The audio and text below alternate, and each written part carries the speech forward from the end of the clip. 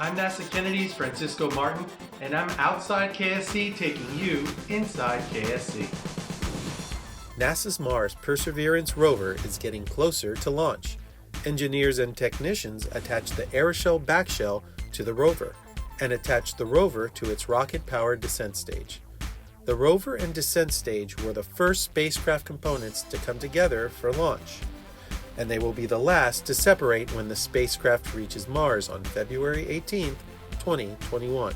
The rover is scheduled to lift off aboard a United Launch Alliance Atlas V rocket in mid-July from Cape Canaveral Air Force Station. NASA's Launch Services program based at Kennedy is managing the launch. Painting of the NASA logo, also called the Meatball, is underway on the 525-foot-tall Vehicle Assembly Building, or VAB. The U.S. flag on the iconic building also will be repainted.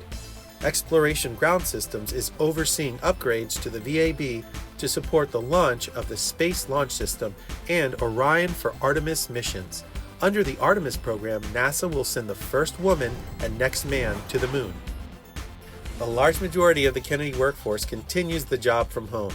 Here's how some of your colleagues are getting the job done. We want to see what your new office looks like. Whether you've taken over your kitchen table or turned a spare room into your workspace, send a picture of you working from home to the KSC newsroom with the subject line, How I Telework, for a chance to be featured in Inside KSC.